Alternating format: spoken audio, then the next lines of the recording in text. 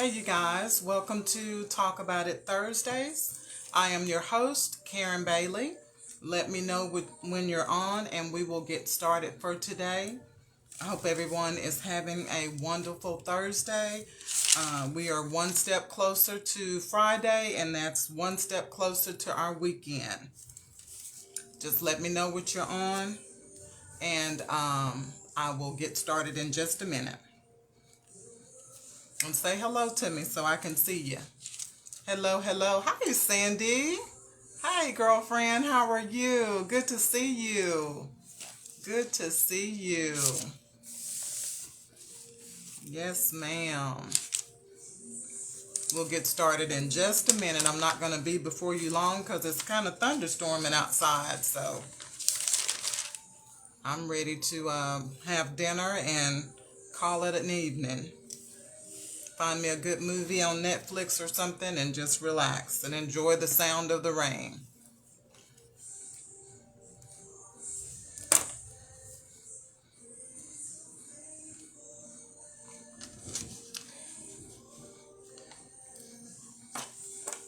All right, you guys, let's go ahead and get started because I like to be on time because I know you guys have many other things to do. So I thank you, as always, for coming on and joining me. Last week, we had a topic called Just Breathe Again.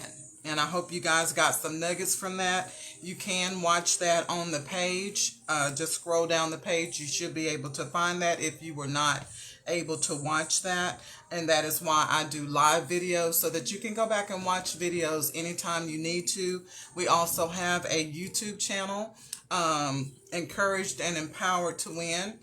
Sister I Got You by Karen Bailey. So if you ever want to go on YouTube and watch the videos, they'll be there as well. So today's topic is simply, come on, sis.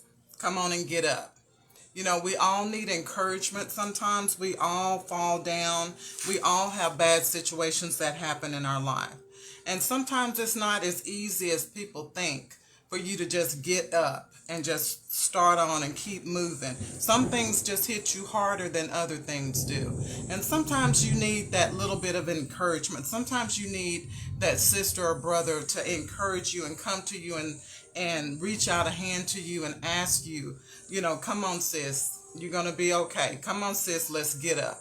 And sometimes you just need to feel that physical touch and know that somebody's there for you. Somebody stronger than you has come back to get you. They didn't leave you where you were. And so that's what we want to talk about today, because that's what Sister I Got You is all about.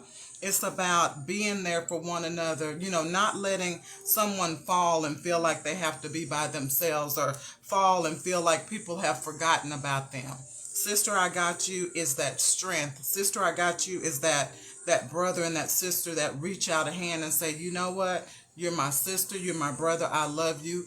Here's my hand. Come on. I'll be your strength for you. So come on, sis, and get up. It's not always the fall that defines you. A lot of people feel like they are the mistakes that they made, or they are the situations that they've gotten themselves into. That does not define you. What defines you is not the fall, but what you do once you get up. That's what defines you. That's what shows the world who you really are. Because anybody can fall. Anybody can make a mistake. And that's why it's not good to try to judge people and to sit back and say what you will and won't do at any point. That could be any of us. With the right temptation, with the right set of circumstances, any of us can make the same mistake as another sister or a brother. So that's why we need to be the strength for those that fall, not in judgment, not in making them feel bad about themselves. Hey, Teresa, about themselves, but be that helping hand to help them get up, help them get back on their feet. Okay? And a lot of times, we're not taught what to do, how to recover from our mistakes. They teach us, that we always have to win all the time. But that's not reality. That's not the way life goes. You're going to win some and you're going to lose some in life. And most of us aren't raised to know what to do when you lose. And it's going to happen. And some people get more devastated than others. And a lot of times, the more losses you have, the stronger you are. But when you're always used to winning and you get devastated by a loss, it's simply because you have not been taught how to get back up, shake the dust off, and try again. But most of the time we teach our children, especially we see a lot of this going on like in the sports for the children, the soccer games, the football games. You hear about parents, going off on the coaches, parents fighting with one another. That is supposed to be fun for the children. But people take it so seriously because nobody wants to lose. But losing is a part of life. Falling is a part of life. When you fall and you get back up, it builds character. It doesn't matter what anybody else has to say about it. God has a reason for everything that happens in your life. Other people don't have to understand it. You don't even have to understand it, but that is something that God allowed to happen, and he had a reason that he allowed that particular thing to happen in your life. And so why do we only cheer for people or support people that win? Because that's the way society has it set up. If you're not a winner, then you don't deserve support. Then you don't deserve somebody cheering you on, somebody standing behind you saying, you can do this, you can do that. But that's not the reality of life. So we want to be the people that change the game and let people know that it's okay if it didn't work out. It's okay if you tried it and you didn't succeed. It's okay. Because so many people tie their failures and their successes to how much people love them. And unfortunately, some families, they weigh their love on how many mistakes you've made when your family's supposed to love you unconditionally. So we need to be the ones to be the world changers and let people know that it's okay if you make a mistake. It's okay if you didn't come in first place. As long as you tried, as long as you put in the effort, as long as your heart was right and you did it for the right reasons, those are the people that we need to cheer on. It shouldn't matter if they make it across the finish line. It shouldn't matter if they get the award or if they get the prize. It's the character that it took to keep going, even when you wanted to give up. Those are the things that we need to support in people. Those are the things that we need to cheer and encourage people regarding. It's not about the prize, it's about the journey. And God gives us grace and second chances, but people don't. A lot of times you make a mistake, especially in the culture we're in now. You make one mistake and they're done. And society is teaching people that that's okay. It's not okay to just give up on people. It's not okay to just cancel people simply because they made a mistake. You make mistakes every day, but because they're in the public eye, people seem to think it's okay to shut people down, to cancel them, to no longer, be supportive of them. But God is not like that. God has not taught us to do that. God is led by example. He gives us grace and he gives us second chances. And we need to learn to do that for one another. Because by the grace of God, it wasn't you that made that mistake. So we need to understand that we always want God to forgive us, but who have you not forgiven? Who have you not shown grace to? But we always want grace. Simply because we're always messing up. We're always doing something we know we're not supposed to do. And we go to God, we pray about it, and we want God's grace for him to forgive us. But just remember, with the grace you give out, it's the grace that you're going to receive. So make sure while you're asking for grace, that you're the one that's giving grace as well. Hey, Pamela. And this is why relationships don't work. This is why family relations don't work. This is even why friendships, fall apart. Simply because people are unforgiving. People don't have grace in their heart. People forget how much God has forgiven them for. They forget all the times that they barely escaped, all the times that nobody found out what they were doing. That was God's grace. That was God's covering. But a lot of times we don't give grace and we don't give forgiveness, so our relationships fall apart. And we have to ask ourselves, are we teaching our children about the fact that disappointments will come? Are we setting them up to go out into the world and be devastated and end up in depression and low self-esteem, just not feeling good about themselves because they're not winning like they were when they were little? It's a whole different playing field when you become an adult. Nobody's going to give you a trophy for trying when you become an adult. But we've got to teach our children that disappointments will come and how to handle disappointments, and that a disappointment is not the end of the world. The disappointment is an opportunity. That failure is an opportunity to try it again or to do something different. It's not always a negative thing. Sometimes those things need to happen because you need to grow up. Sometimes you need to be humbled. Sometimes you need to be led back in the right direction. There's many reasons that those failures and those disappointments come in our life. And a lot of our younger generation, we've spoiled them simply because we wanted them to have what we didn't have. And there's nothing wrong with that. But when you don't teach children that it's okay to lose, you set them up for failure later on. A lot of times these kids have a lack of patience. They quit a job in a minute as soon as somebody makes them mad or gets on to them about something. They're quick to give up, and as soon as something doesn't work out, they're done. They're over it. Like I said before, they cancel it. They don't want to talk about it anymore. It's because we didn't teach them. We didn't prepare them that life is going to be ups and downs. Life is going to be success and disappointments, but it's all part of the whole scheme of life. And there's nothing wrong with you just because you failed. There's nothing wrong with you just because something didn't work out the way you wanted it to. But so often we don't teach our children that. Our children live in these bubbles as long as they're under our household because we're spoiling them. We're giving them everything they need. We're giving them stuff before they can even ask for it. They don't even have the opportunity to want stuff anymore. We're just getting them everything we can get them, everything we see, and that sets them up for failure later on. And wisdom develops from learning from your failures. You'll never become wise if you don't know what it's like to be up one minute and down the next. If you don't learn how to be on the mountain and in the valley. That's where the wisdom comes from, because you've got to learn how to abase and abound.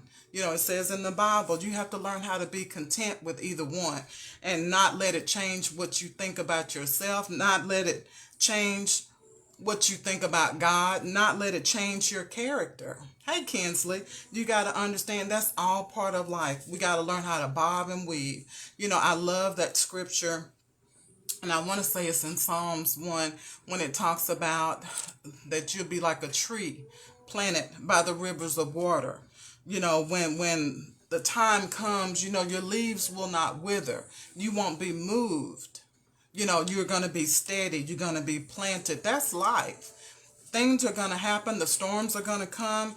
Winter, spring, summer, fall, it's going to come. It's going to do what it's going to do. But you've got to be planted. You've got to be stable and know that you are that same person no matter what season you're going through in your life, no matter what storm is going through. Don't lose who you are just because of the situation. Don't lose who you are simply because you made a mistake. And one thing that used to bother me when I was younger, and I didn't realize it till I got a little bit older, a lot of the younger girls, especially if they became single moms, the elders treated them so bad and just shunned them so badly. And when you go back in history and go back through their story of the very ones that were passing all that judgment, they had babies. They did this, they did that. They had a whole lot of stuff going on. The very same stuff that they were judging those girls for now was stuff that they did and covered up back in their younger days. And that just used to hurt me because it broke a lot of young women. And it made them think that they were less than, and they began to settle for less. They began to not care about their bodies. They began to be open to just letting anybody into their lives. Their self-esteem was just blown because they felt like they made a mistake, that made them damaged, or that made them dirty, or that made them unlovable. And it was the elder generation that made them feel that way. And so we have to understand that we've got to be careful how we treat people, because you don't know what detriment and what lasting effect that's going to have over their whole life. Some things you don't get over your whole life unless somebody comes into your life, unless somebody comes and talks to you and reminds you of your value and tells you that you are loved and that God loves you and that mistake didn't define you.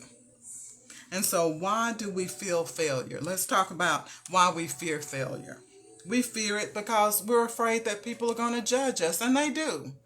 They do. Society judges everything you do. That's why I tell people, be careful about what you put on social media, because you're going to get everybody in your business because you invited them. So therefore, when you invite people into your home like that, you get what you get. So if you don't want to be judged, handle your personal business on your own. But then you can't be mad at the comments that you get when you put those things out on social media. So I don't recommend people putting their personal issues out on social media, because you open yourself to judgment from imperfect people. And it's easy to judge people when you're sitting behind a computer screen. It's easy to put people down when they don't know who you are, they can't see you, or don't know your life.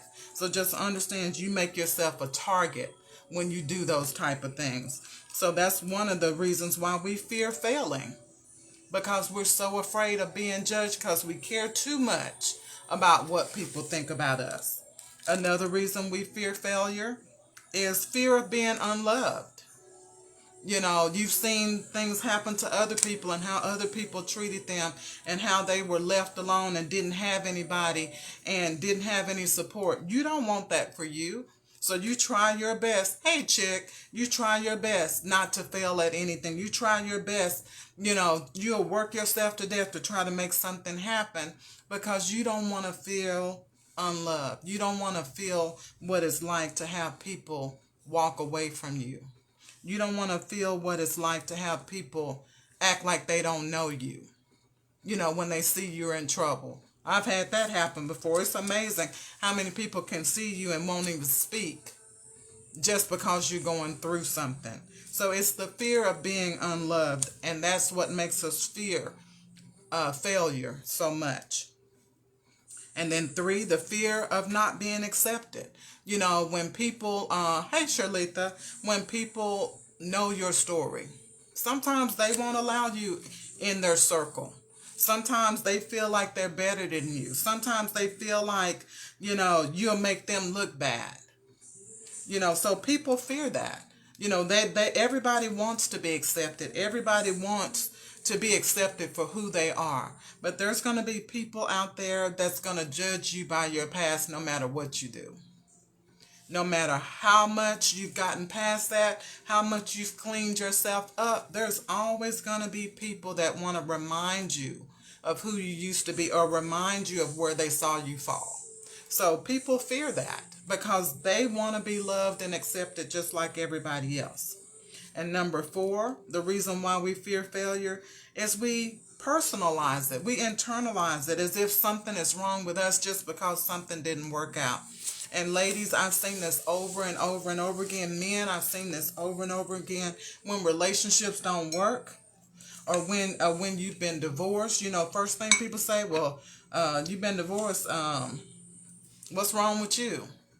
What do you mean? What's wrong with me? That's the dumbest question in the world.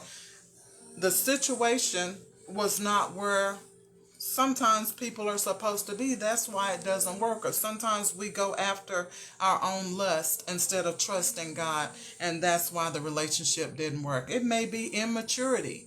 It may be just selfishness. You know, all those things play a part, but I've heard people just literally label people simply because something did not work out for them. And that's not fair. That was what happened to them.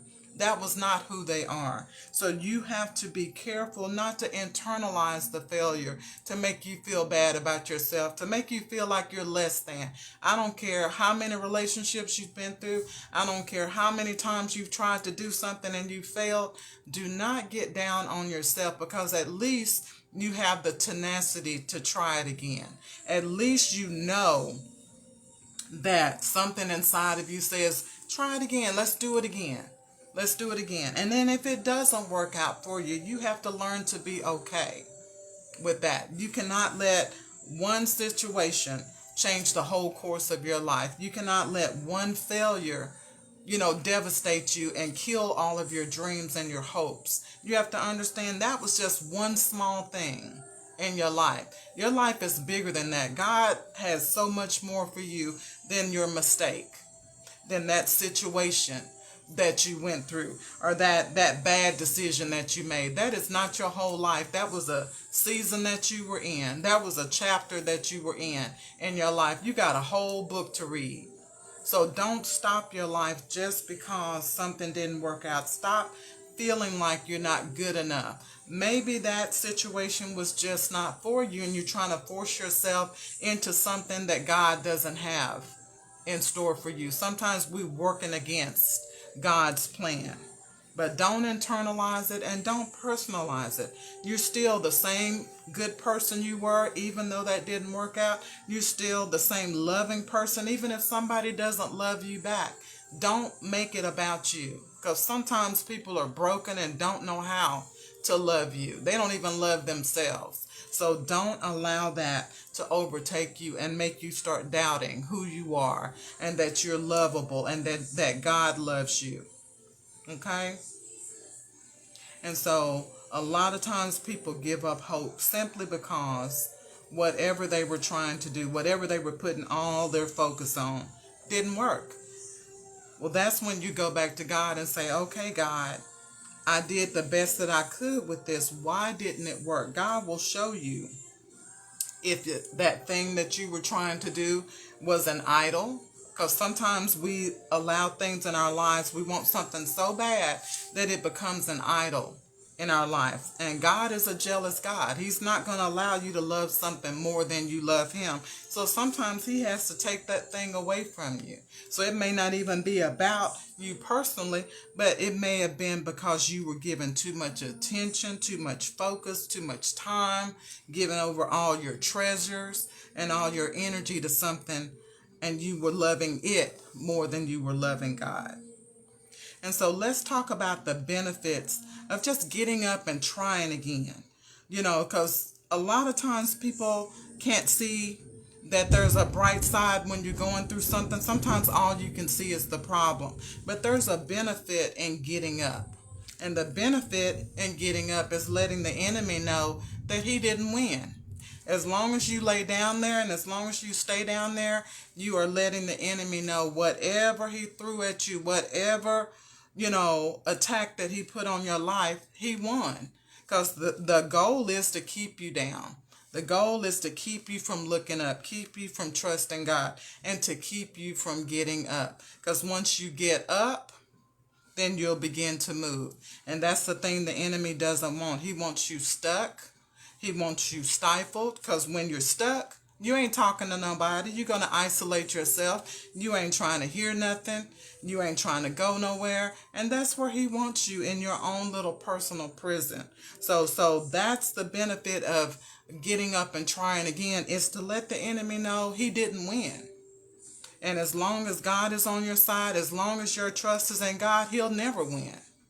And then let's talk about the benefits of just starting something and giving it a try and even failing. There's a benefit in failing. The benefit in failing is the lessons that you learn from it. Money can't buy the lessons that you learn from trying and failing.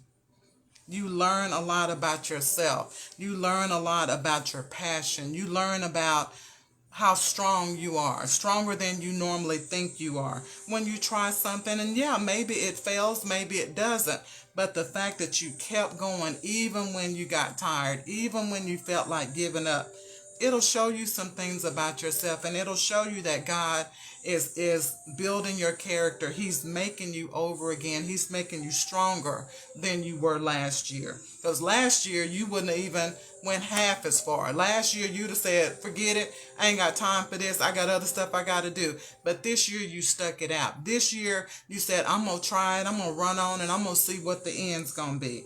That's God building your character. That's him making you stronger. That's why even if it fails, you didn't give up. You didn't give up because God is building you and making you over again. And another benefit of trying and failing is it humbles you.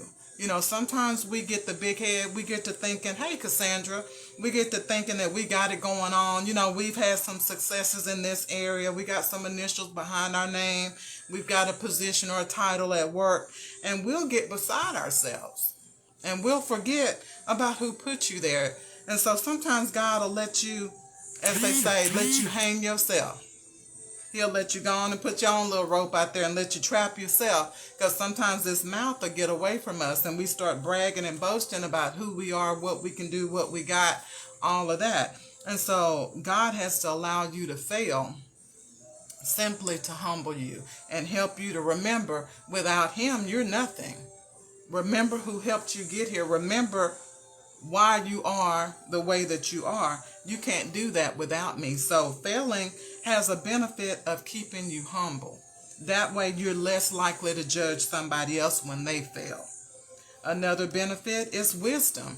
We learn when to speak, not to speak. We learn when to move, not to move when we've had some failures in our lives, because we're trying our best not to repeat the same stuff over and over again that didn't work.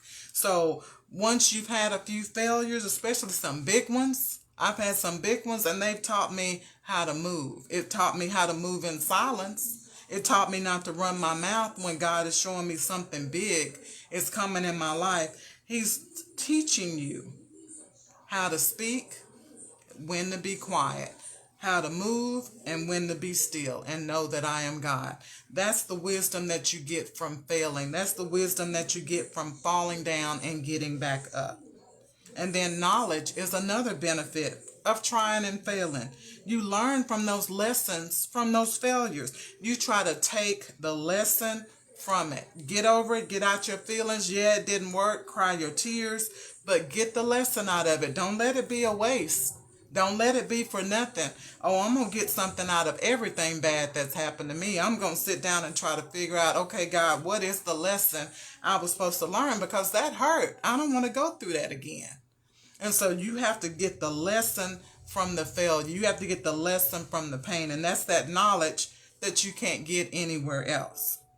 And another benefit of trying and failing is a chance to rebuild. I said last week about breathing again. I said sometimes you got to start over. Sometimes you got to begin again.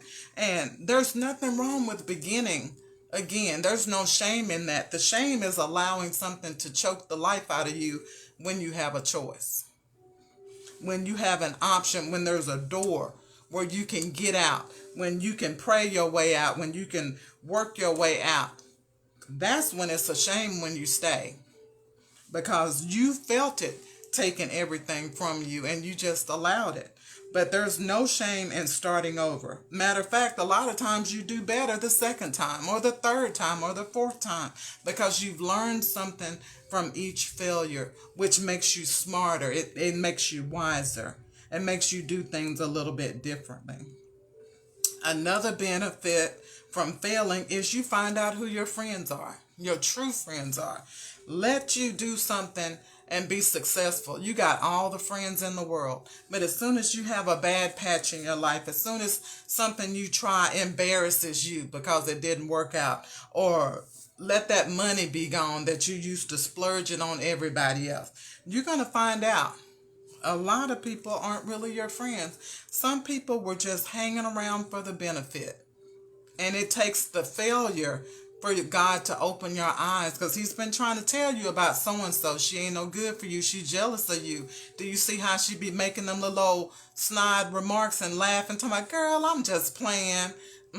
We all know people we know people that's jealous of us, and we allow them to still be around us because we love them, but they don't have the same heart as you do.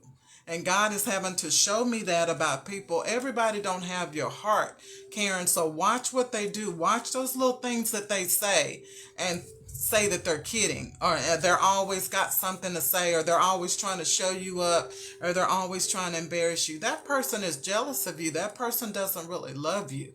Or if you've involved them in something and they try to find a way to sabotage it, to try to make your name look bad, you got to pay attention to those things. And it's a lot of times it's not until you fail, or until you're in a situation when you can't do something for somebody else, that's when you find out who your true friends are. If they're ghosting you, if they're not returning your messages, if they're not calling you, or they're acting like, they're too busy for you, God's been trying to show you. Sometimes he has to allow you to fail, and your eyes will be open because you don't have nothing else to lose. Sometimes he allows you to need them and them not be there for you to see that they weren't really for you in the first place. So you can find out who your real friends are when you have a failure. And then the next benefit of trying and failing is you can always reclaim your power by using whatever happened to you in your past, no matter how painful it was, no matter how many times it happened. Use it to benefit somebody else. Sometimes we're meant to warn somebody else not to go down the path that we went down. Sometimes our failures have a purpose of just being a blessing from somebody, because it's hard for somebody to tell me not to do something, or if I got my mind set on something and they talk against it, I'm going to need to know what experience you have with this.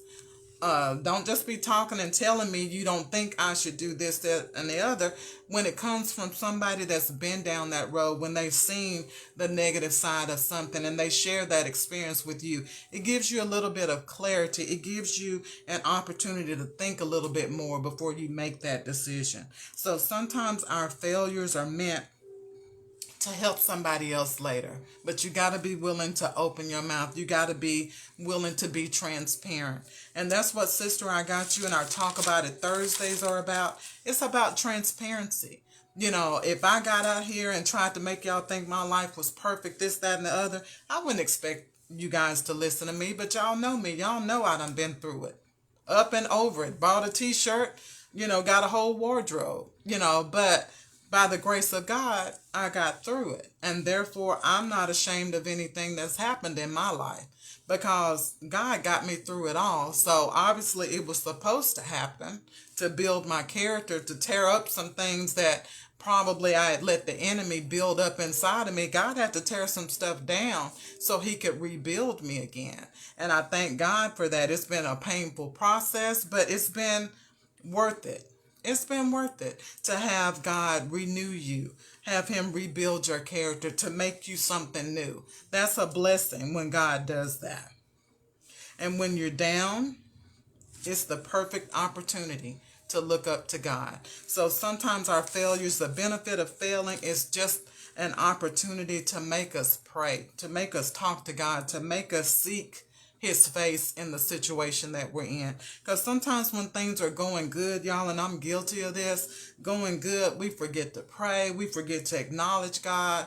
We just basking in what's going right in our lives, just enjoying it. And he wants us to enjoy it, but he also wants us to acknowledge him as the source, and him as the one, that made it possible. And sometimes we forget that because we get so caught up in things going right that we forget about God.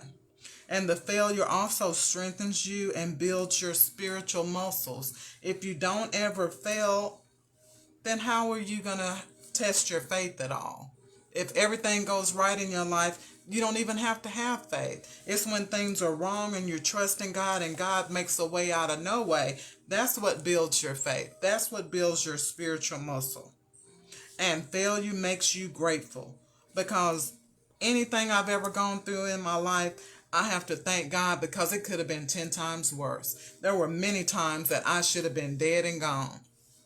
But I thank God because he gave me an opportunity to still be here. He showed me. He showed me grace even when I was going through the pain. He showed me grace, because the grace is I'm still here. The grace is he showed me the other side of going through. So now I'm on the other side, and I'm almost grateful for some of the stuff I went to just to be where I am today. So you don't appreciate the ups and downs. You don't appreciate what you've gone through until you've really been down and God has brought you out. Hey, Angela. Hey, Christelle. Till God has brought you out. So that's why the failures in our lives, they're important, because they make you grateful. They make you trust in God and make you understand that it's a part of life. The ups and the downs are a part of life, and you have to thank God for all the times that he made a way and brought you out. So what's our job when other people have fallen, or when other people have failed and they're feeling bad about themselves? Our first job is not to judge. That's number one. Prevent judgment. Don't judge people, by your standards. You're not perfect. You're not God. Only God can judge someone. So remember that it's only by the grace of God that whatever they went through, that wasn't you. We're all in a point in our life to where if the government doesn't do right, or if things keep going the way they are, everybody could be out on the street. We just don't know. It's by the grace of God that we are where we are in our lives. And so we need to stop standing over people, being judge and jury, and learn how to love people and not judge people. Number two, learn how to support people without trying to control their lives. Some people you hate getting them involved, because they get there and they just try to take over everything. That is not your job. You're not being supportive. You're being an opportunist. You're taking over in a situation when somebody's weak, and you're exerting your authority, and that's your time that you're trying to manipulate people. No, that is not the same as support. Support means you come in and say, what do you need me to do? What can I do to make your life better? You don't come in there barking and giving orders, telling people what to do. That is not support. That is manipulation. That is control. So we need to learn how to support people without being controlling, and ask for permission to do things. It's not your right, just because this sister's down, for you to just come in her house and wreck shop. No, you get her permission, because she is still the woman of the house. She may be falling down. She may be in a bad situation, but she is still the woman of the house. Do things in decency and in order. Same thing with the men. If your sister's in trouble, don't come in her husband's house trying to run things. He is still the head of that house. You do not have a right to look over him, to mistreat him, just because your sister's going through something. Do it the right way, or don't do it at all. So we need to learn how to be supportive, but not controlling, because we can make a situation 10 times worse depending on how we come into it. And be a good listener. Number 3, learn to be a good listener. Less talking and more listening. God gave us 2 ears and 1 mouth on purpose. He had a purpose for that. He means for us to listen. Because you don't only listen with your ears, you listen with your spirit. And you cannot listen with your spirit if you're talking all the time. You cannot really hear what's going on or pay attention to what's going on if you're talking all the time. So we need to learn to be a good listener, because at the same time you're listening to them, the Holy Spirit is going to be speaking to your spirit. And that can't happen if you're letting your mouth run the show. So learn how to be a good listener, so that you'll get everything, get the whole story, not just what you think is going on. And then we must protect people that have fallen. Stop letting groups gossip about people when you know somebody's fallen. Cut that stuff out. Shut that stuff down. And let people know that, you know what, while you're talking about her, you could be trying to help her. Shut that down, because you standing around listening, you are not protecting her. You being part of the problem. And just because you don't say nothing, that still makes you a willing participant if you're standing around listening to it and you're not standing up for him or her. So we need to learn how to protect someone who's fallen, because they're already trying to get up. They don't need people piling more and more stuff on top of them, making them feel bad about themselves. So our job as the stronger people at that time is to protect the weaker people, and we can do that by being a covering for them. We can do that by rallying for them. We could do that by being the voice of the Christian in their life and saying, hey, this is my sister. I don't like you talking about her, so please don't do that around me. And you have to take a stand on something. And then the fourth thing we need to do is love. We need to love people when they're fallen, because that's the one thing that they're so afraid of not having is the love. So it's our job to love them where they are. Love them even with their mistakes, because a lot of times they don't even love themselves anymore. So we got to love them past their mistakes. We got to love them past their pain. We got to love them past even their addiction sometimes, because we don't need to be that voice that's always reminding them of how they feel or how they failed or how many times they failed. Your job is to love them. Your job is to plant the seed of love and allow God to do the rest. And then number 5 is reach. That means don't stand back and watch. Don't stand back when you can help. Reach out. Give them a hand. If there's something that you can do to help with their reconstruction, to help rebuild their life, to help them get back on their feet, don't just stand there with your hands in your pocket. Get up and reach out and lend a hand and offer the resources. Even if you can't do it, if you know the resources, help them get to the proper resource. And then number 6, our job is to motivate and inspire. Words of affirmation, that don't hurt nobody. To try to encourage somebody, to let somebody know, that they're better than they think they are, that God loves them, or that, you are worthy. God is going to work this out for you. Just keep praying. Don't give up. You're a beautiful person, this, that, and the other. Words of affirmation will give people strength. And I speak from my own experience. It's words of affirmation that have got me through some of the hardest times of my life.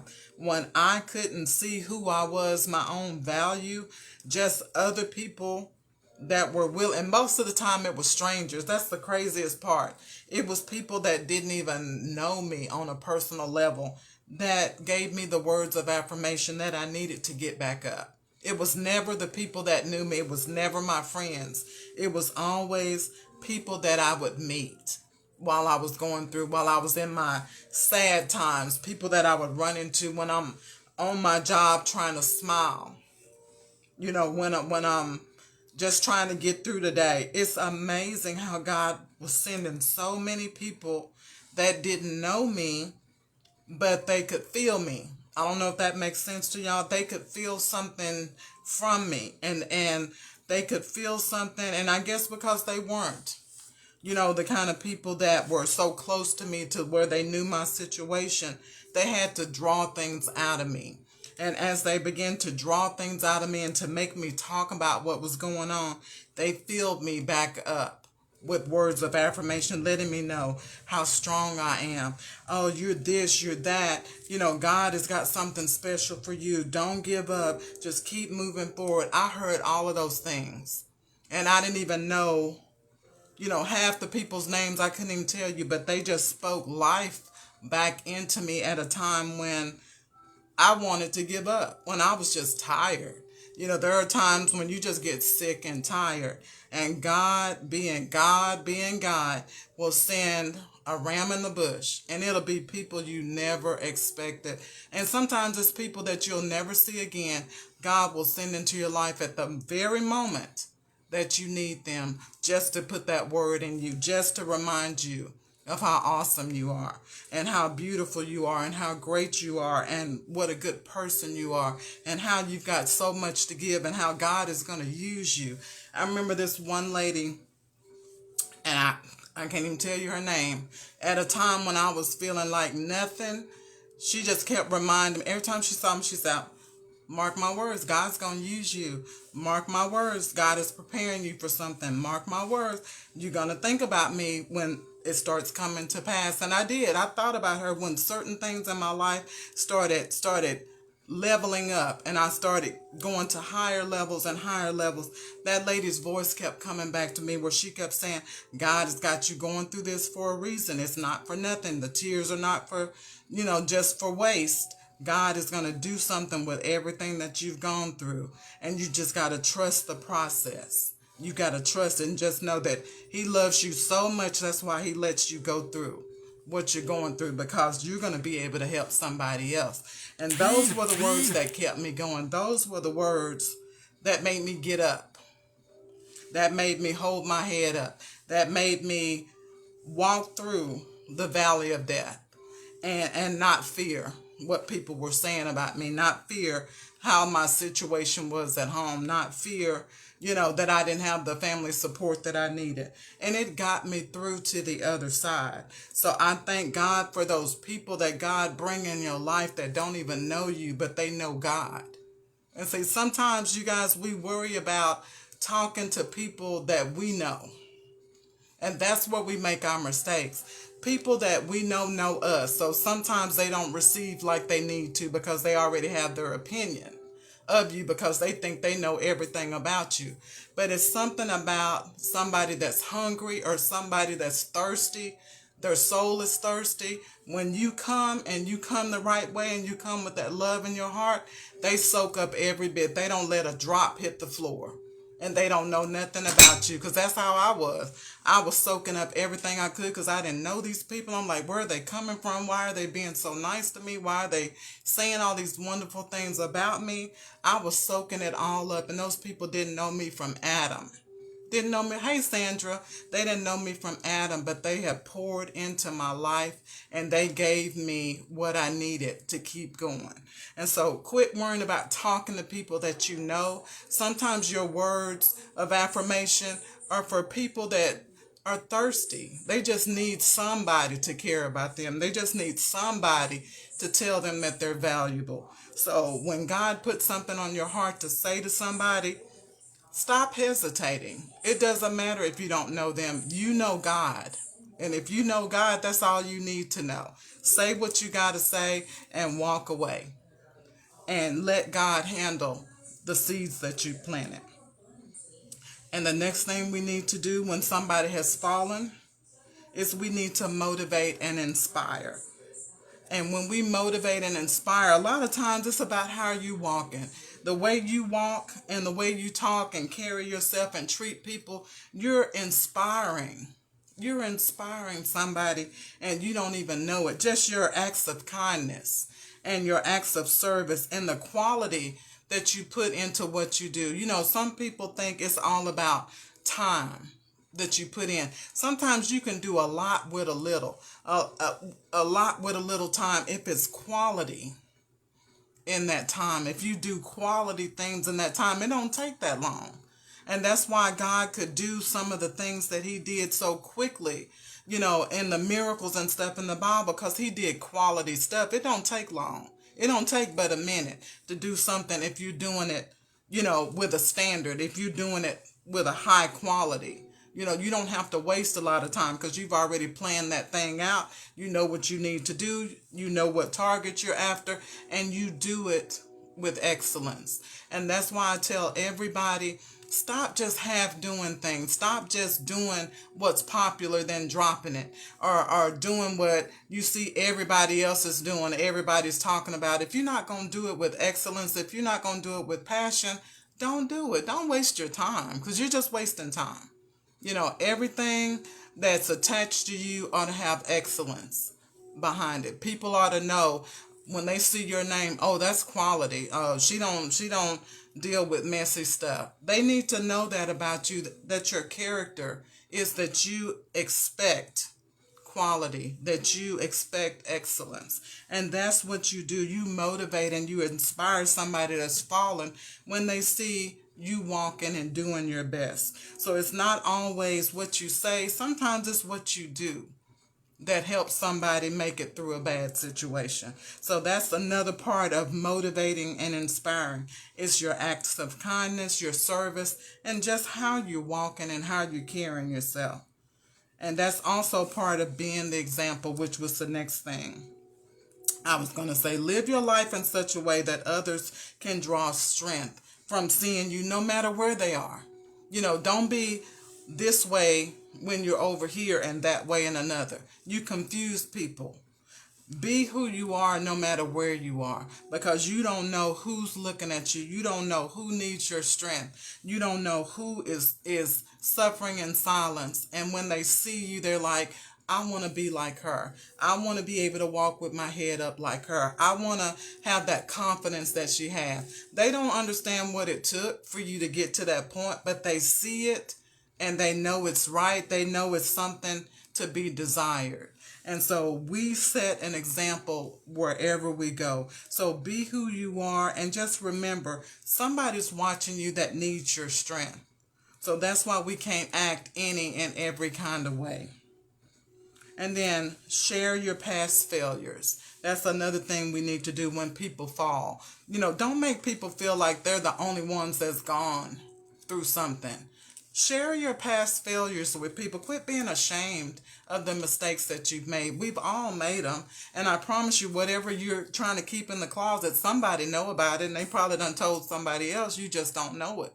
So stop being ashamed of your mistakes. Get your power back. And that's how I get my power back. When I sit down and I share something that I did that I was so ashamed of, that shame is gone. Because you can't hold me now. Because one thing about it, if I have a testimony, whether it's of something bad or something good, if it happened, it happened. Sometimes just sharing that experience with somebody else will allow them to see that you're real. And sometimes people just need somebody that's safe. And I've told certain people certain things about my life that I wouldn't tell nobody else, simply because I want them to feel safe with me. If I shared that with you, then I want you to know that you can tell me anything. I don't care how bad it is. I don't care what you did. I want you to feel safe with me. Your secret is safe with me.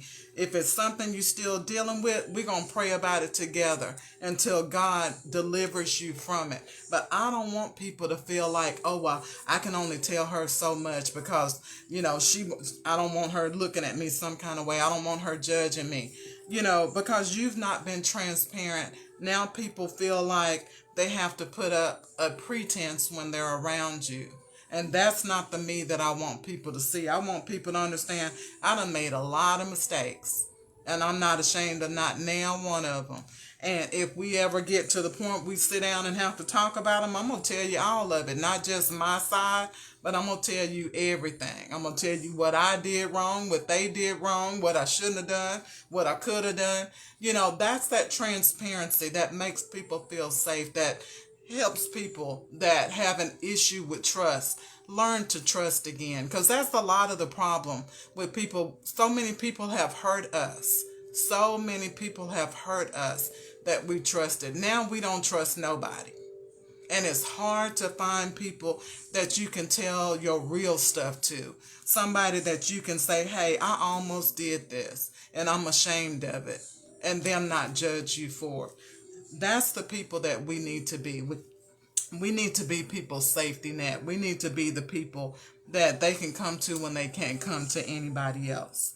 And I was working on this last night, and a poem came to my mind, and I pulled it off the internet simply because I do not know all the words.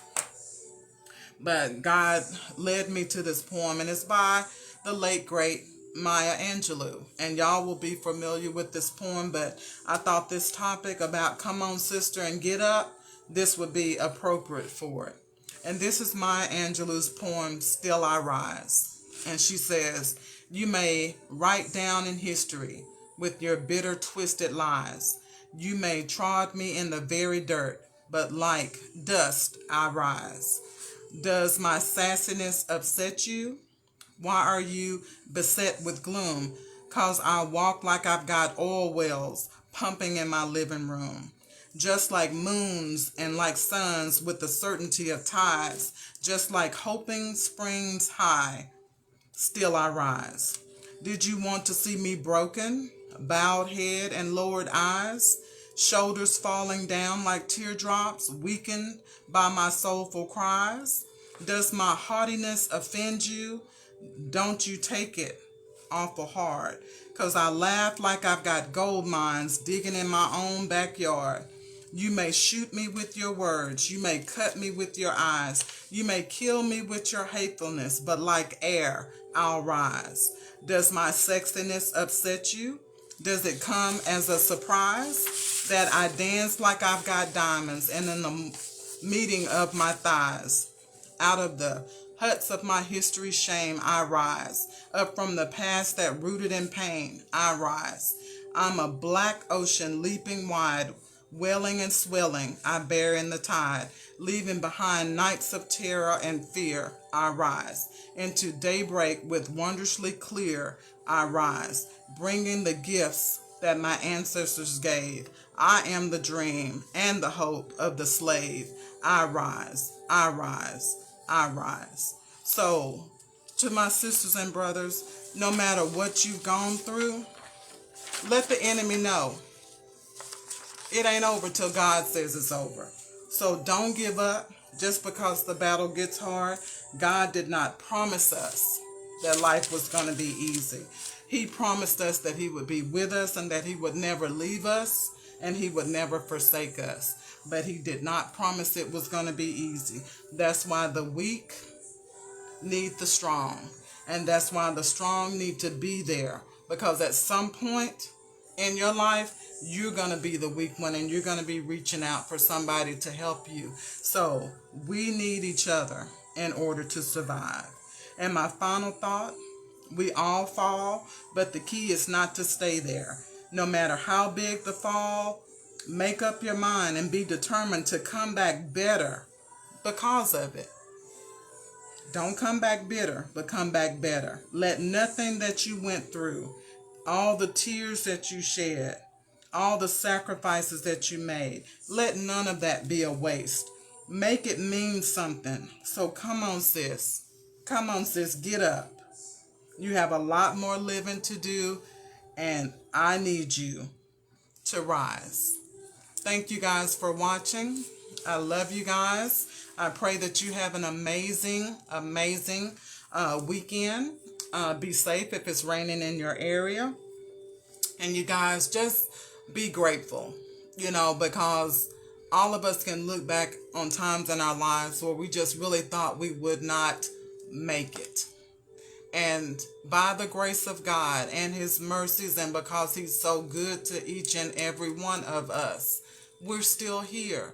So let's not let anything that we've gone through in our past, I love you guys too, let nothing be a waste. And let the enemy know that it's not over until God says it's over. And you're going to get up, you're going to knock the dust off, you're going to shake your feet, you're going to dry those tears, and you're going to try again. Love you guys. Take care. Be safe. Bye-bye.